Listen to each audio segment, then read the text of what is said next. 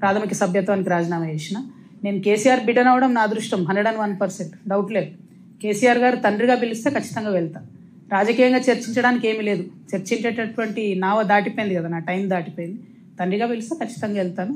తండ్రిగా తల్లిగా వారిద్దరిని చూసుకోవడం, వారికి ఆరోగ్యపరంగా కానీ ఇతరత్ర ఏమైనా ఇష్యూస్ ఉన్నా కూడా ఖచ్చితంగా పోతాను. నేను బిడ్డని దానిలో ఏముంది, పాలిటిక్స్ వేరు, పర్సనల్ వేరు.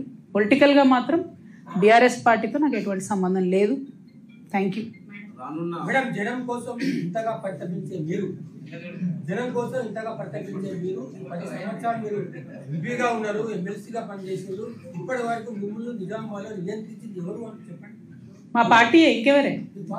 మీరే పార్టీ అన్నారు, నేనే హైకమాండ్ అన్నారు. నేను కూడా అట్లే అనుకున్నాను, నేనే పార్టీ హైకమాండ్ అనుకున్నా. సస్పెండ్ చేసినాక తెలిసింది కాదని.